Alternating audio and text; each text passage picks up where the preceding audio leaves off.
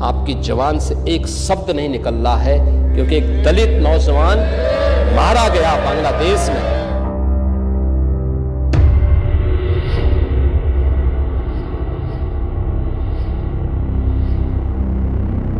बांग्लादेश में एक बार फिर राजनीतिक उथल पुथल और हिंसा की लपटें उठ रही है। मौसम भले ही सर्द हो, लेकिन बांग्लादेश की सियासत गर्म नजर आ रही है। अल्पसंख्यक हिंदू समुदाय पर हमले, घरों में आगजनी, मंदिरों पर पत्थरबाजी और अब एक युवा नेता की मौत के बाद भड़की अशांति ने पूरे देश को हिलाकर रख दिया है।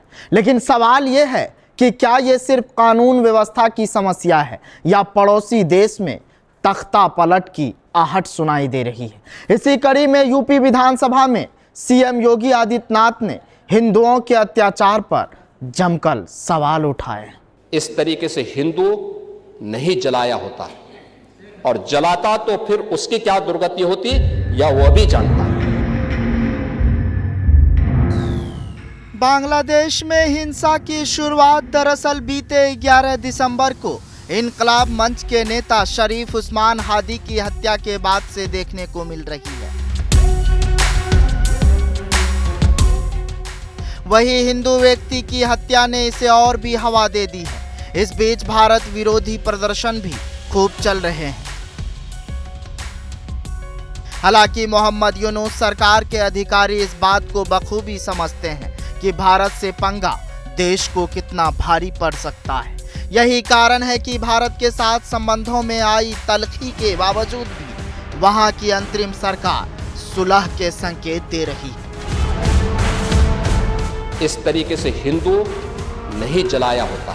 मुख्यमंत्री योगी आदित्यनाथ ने विधानसभा में मुख्य विपक्षी पार्टी समाजवादी पार्टी को ललकारते हुए कहा है कि बांग्लादेश में एक हिंदू की लिंचिंग हुई, पर विपक्ष कुछ बोल नहीं रहा है।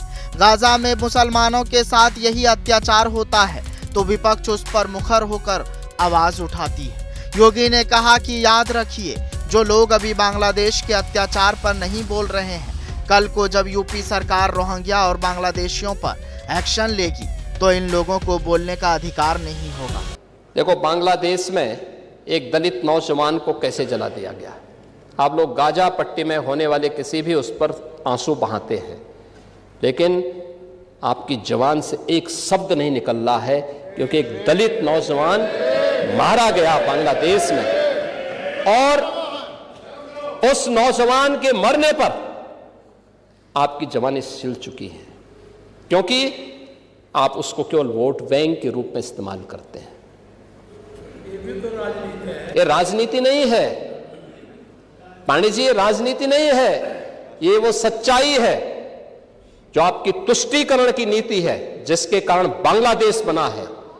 अगर बांग्लादेश पाकिस्तान नहीं बना होता, इस तरीके से हिंदू नहीं जलाया होता, और जलाता तो फिर उसकी क्या दुर्गति होती या वह भी जानता।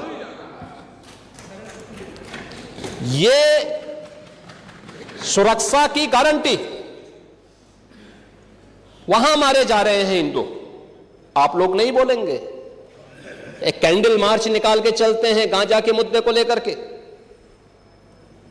लेकिन पाकिस्तान और बांग्लादेश में हिंदू मारा जाता है तो आपके मुंह बंद हो जाते हैं, क्योंकि मरने वाला हिंदू है। जाहिर है बांग्लादेश में जो हो रहा है सब यूनुस के चाहने पर ही हो रहा होगा।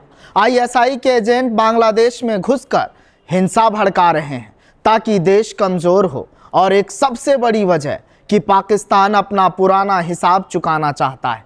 पाकिस्तान बांग्लादेश को बर्बाद करना चाहता है। पाकिस्तान नहीं चाहता बांग्लादेश मजबूत बने, क्योंकि 1971 की हार अभी भी दर्द देती है। लेकिन कहानी के उस पार बांग्लादेश की बर्बादी की पूरी कहानी और इसके किरदारों को समझते हैं। योगी के इस बयान के बाद समाजवादी पार्टी और कांग्रेस की ओर से तो हिंदुओं के उत्पीड़न पर कोई बयान नहीं आया, पर बहुजन समाजवादी पार्टी की मुखिया ने जरूर एक्स पर एक पोस्ट करके अपनी चिंता जताई। पिछले साल शेख हसीना की सत्ता उखड़ने के बाद उम्मीद थी कि लोकतंत्र मजबूत होगा, लेकिन आज बांग्लादेश में कट्टरपंथी ताकतें सिर उठा रही हैं। अल्पसंख्यकों पर हमले बढ़ रहे हैं, और चुनावों की तारीख अभी धुंधली है। क्या सेना फिर से सत्ता की कमान संभालेगी या ये हिंसा अंतरिम सरकार को कमजोर करने की साजिश है? बांग्लादेश की पूर्व पीएम शेख हसीना के देश छोड़ने के बाद से ही यह बवाल थमने का नाम नहीं ले रहा है। शेख हसीना अभी भारत में है, मगर सवाल यह है कि बांग्लादेश की बर्बादी का विलेन कौन है? आखिर बांग्लादेश को बर्बाद करने की सुपारी किसने ली है? पर्दे के पीछे कौन सा खेल चल रहा है? अगर पिछले 1 साल से अधिक के घटनाक्रम को देखें तो बांग्लादेश की इस बर्बादी की मुख्य वजह खुद नोबेल विजेता मोहम्मद यूनुस ही है। पिछले 4 अगस्त 2024 से अभी तक की पूरी कहानी बताती है कि बांग्लादेश के बवाल के विलन मोहम्मद यूनुस है। वो अमेरिका के साथ मिलकर पर्दे के पीछे से साजिश रच रहे हैं, जबकि पाकिस्तान और उसकी खुफिया एजेंसी ISI के इशारों पर यह हिंसा भड़काई जा रही है। हिंदुओं की हत्या पर सीएम योगी का रौद्र रूप, बांग्लादेश की बर्बादी की पूरी कहानी, मोहम्मद यूनुस को क्या हो गया है? बांग्लादेश में पर्दे के पीछे क्या हो रहा है? मोहम्मद यूनुस इसके लिए पाकिस्तान की भी मदद ले रहा है। वह भारत से दुश्मनी और पाकिस्तान से गलबहियां मिला रहे हैं। इसके पीछे भी उनकी सत्ता की भूख ही है। यही कारण है कि भले ही विलेन यूनुस हो, मगर बांग्लादेश की बर्बादी की सुपारी पाकिस्तान ने ही ली है।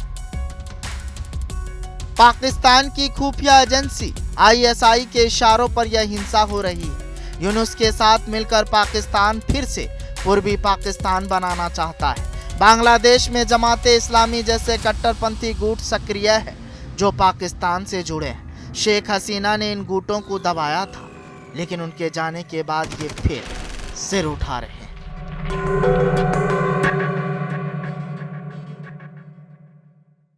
बांग्लादेश में हो रहे हिंदुओं के अत्याचार पर मायावती ने स्टैंड लिया है। यह स्टैंड नुकसानदायक होने की बजाय फायदेमंद साबित हो सकता है, लेकिन कुछ रिस्क भी है। दलितों का बड़ा हिस्सा हिंदू है और बांग्लादेश मुद्दा उन्हें भावनात्मक रूप से अपील करता है। इससे BSP का आधार मजबूत हो सकता है, खासकर पूर्वांचल में जहां बांग्लादेशी घुसपैठ का मुद्दा पुराना है। 2024 के चुनाव में मुस्लिम सपोर्ट समाजवादी पार्टी की तरफ शिफ्ट हुआ, इसलिए मायावती को नुकसान कम, फायदा ज्यादा दिख रहा है। लेकिन घूम फिर कर सवाल वही, क्या बांग्लादेश में हिंदुओं पर हो रहे अत्याचार सही है? फिलहाल इस कहानी में आज के लिए बस इतना ही। जनतंत्र टीवी पर खबरों का सिलसिला जारी रहेगा।